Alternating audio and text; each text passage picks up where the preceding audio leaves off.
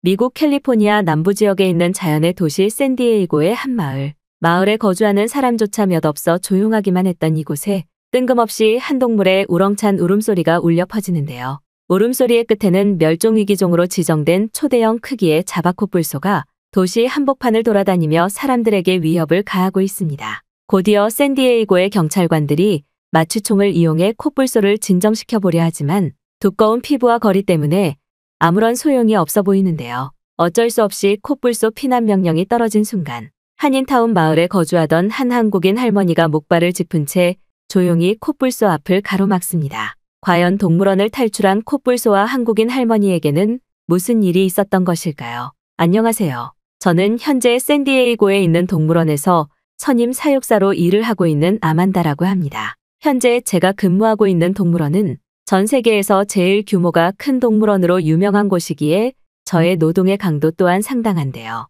하지만 미국에서 몇 없는 초대형 동물원이기에 동물원 사육사를 꿈꾸는 사람들에게 이곳은 체계적인 교육과정과 동물들을 다룰 수 있는 각종 기술을 배울 수 있는 꿈의 직장이나 다름없는 곳으로 알려져 있습니다.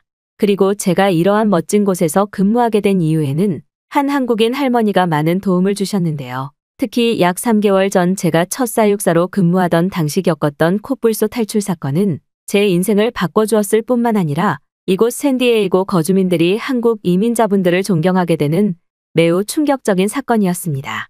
제가 사는 동물원 근처의 샌디에이고 탈인마을은 샌디에이고의 유일한 한인타운이 밀집된 곳이기에 미국 중심지 수도와는 다소 떨어진 곳이지만 이곳에서만큼은 매우 다양한 한국인들을 만날 수 있는 곳으로 유명한 곳인데요.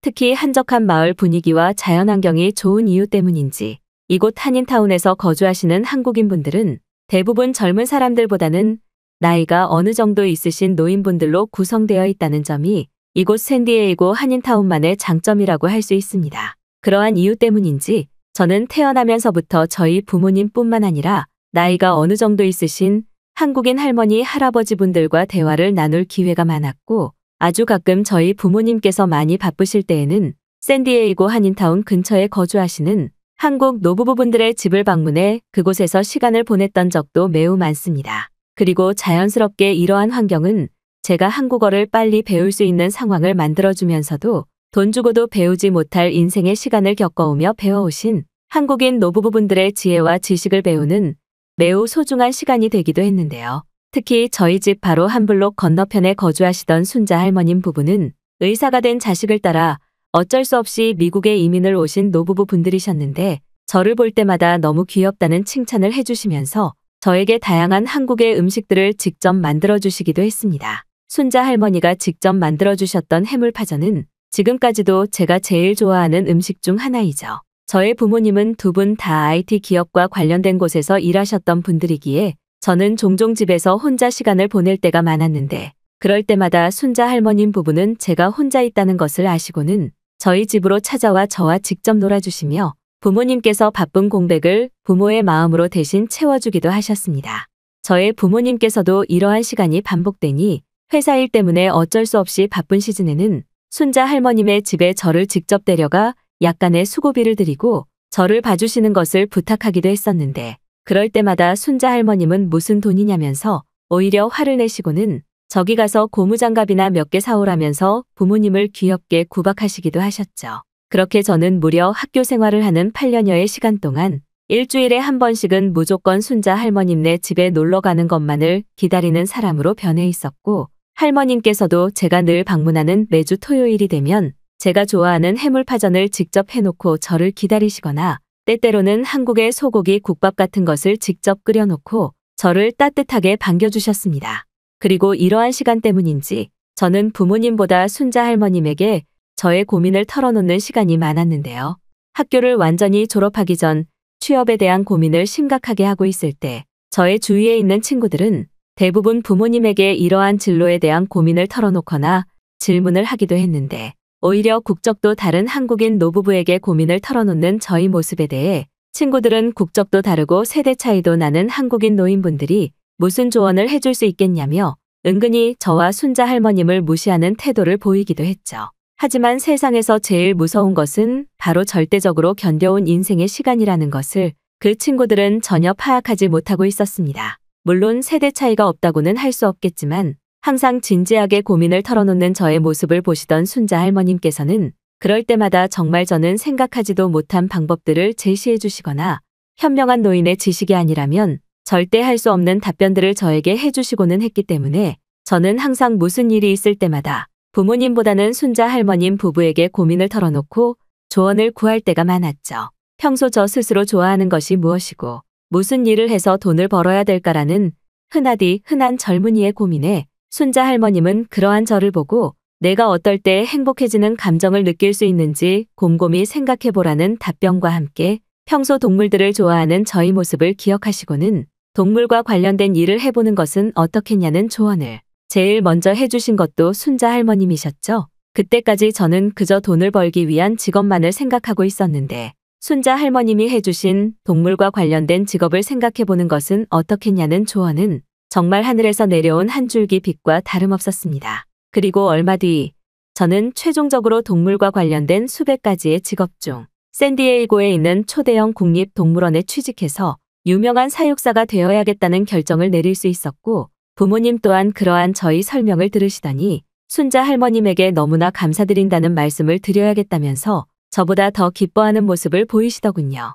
하지만 그때쯤 당시 한인타운에 있던 몇몇 중국인들은 어째서인지 한국인 순자 할머님 부부를 마을에서 쫓아내야 된다는 어처구니 없는 소문을 내기 시작했습니다.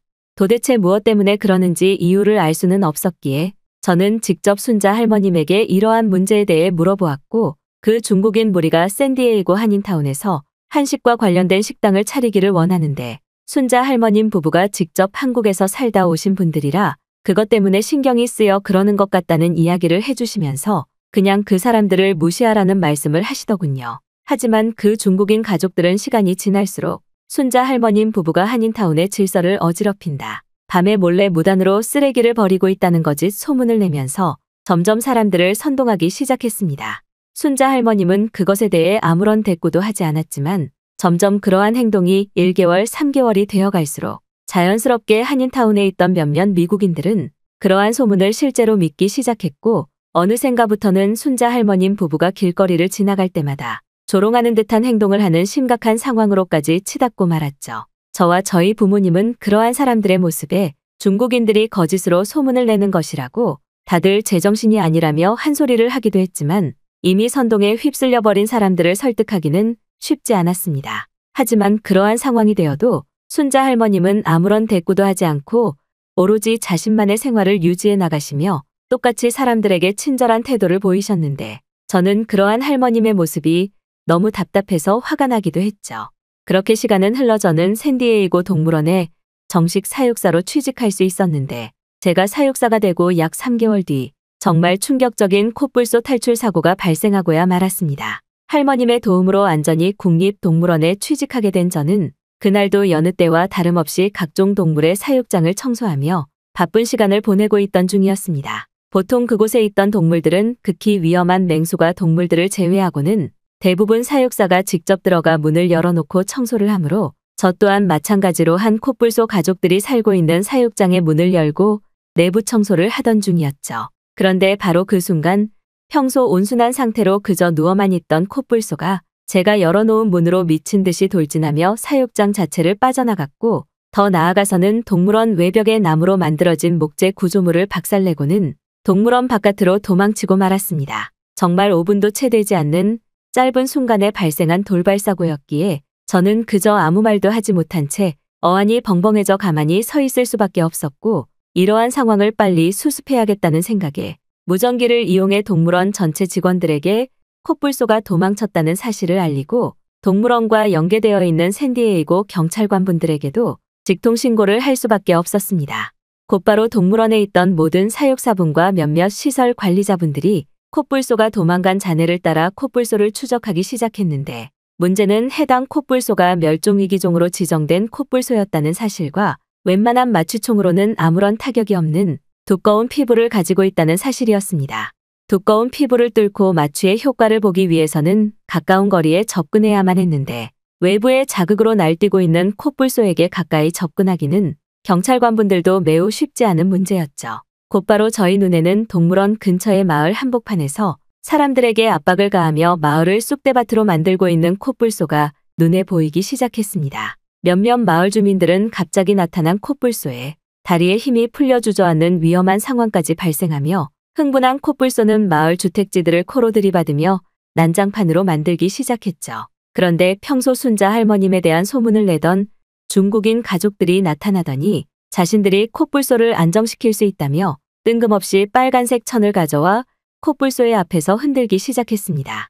저는 빨간색을 본 순간 당장 멈추라며 콧불소는 색상 자극에 민감하다는 말과 함께 그들을 말리기 시작했지만 때는 이미 늦어 있었죠. 흥분한 콧불소는 중국인 가족들에게 달려가기 시작했고 예상치 못한 반응에 그 중국인 가족들은 도망치지도 못한 채 그저 가만히 서 있을 뿐이었습니다. 다행히도 주위에 있던 경찰관분의 도움으로 얼어붙어 있던 중국인 가족 무리는 가까스로 콧불소의 시야에서 벗어나기는 했지만 이미 콧불소의 긴장감을 더욱 상승시키는 위험한 행동을 저지른 후였죠. 그런데 바로 그 순간 순자 할머님이 나타나더니 저에게 콧불소 우리에 있던 흙과 풀들을 가져다 달라는 말과 함께 갑자기 목발을 짚고는 그 콧불소와 어느 정도 거리를 두고 정면으로 마주하시는 행동을 보이기 시작하더군요.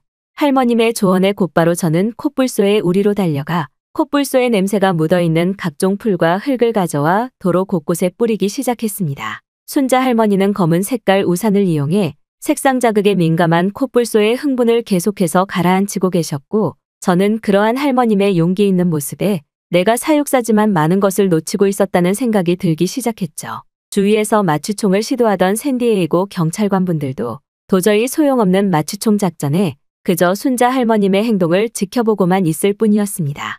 곧이어 콧불소 주위로는 콧불소의 냄새가 묻어있는 흙들이 사방으로 뿌려져 있는 상황이 만들어졌고 그러한 냄새 때문인지 콧불소는 어느 정도 안정화된 상태를 보이면서 뿔을 내려앉히고는 완전히 평온한 상태를 나타내기 시작했죠.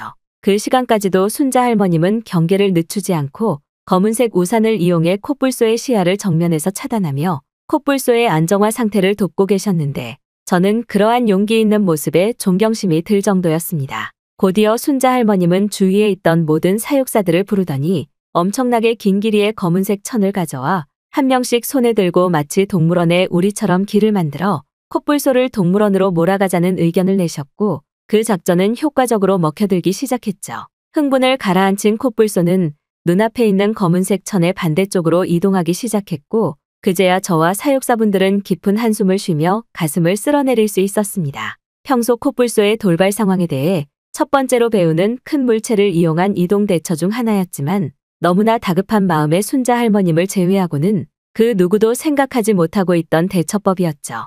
콧불소는 무사히 동물원으로 돌아가게 되었고 곧 마을 사람들은 작전이 종료되자마자 순자 할머님을 향해 엄청난 환호성과 박수를 보내기 시작했습니다. 한 경찰관분이 순자 할머님에게 어떻게 그런 생각을 했냐고 묻기도 했는데 할머님께서는 단순한 영어로 한국에서 동물과 관련된 주말 TV 프로그램에서 본 것을 시도해 본 것이라며 소박하게 대답하시고는 곧바로 다들 이제 집으로 가라는 귀여운 화를 내시더군요. 그날의 사건 이후 저희 마을 사람들은 순자 할머님에 대한 소문이 중국인 가족들이 만들어낸 거짓 소문이라는 것을 깨달을 수 있었고 모든 마을 주민들이 순자 할머님을 볼 때마다 감사를 표하기 시작하더군요. 약 1개월 뒤 중국인 가족들은 그때의 콧불소 사건 때문인지 저희 마을을 몰래 떠나게 되었습니다. 그 이후 제가 다니고 있던 동물원에서 순자 할머님을 직접 초청해 감사의 식사를 대접하려고 했지만 순자 할머님은 그저 필요 없다는 말과 함께 쓸데없는 짓은 뭐하러 하냐면서 한국 억양이 섞인 영어 문장들로 더욱 멋진 태도를 보이시더군요. 그리고 이때 할머님이 보여주신 콧불소 사건 대처법은 항상 급한 순간에도 마음을 다잡아야 된다는 제 인생의 교훈이 되어주었습니다. 지금도 종종 순자 할머님의 집에 주말마다 방문하지만 그럴 때마다 자신이 아니었다면 마을이 없어졌을 것이라며 농담을 하시는 순자 할머님의 모습은 제가 닮고 싶은 할머님의 모습 그 자체였던 게 아직도 기억이 나네요.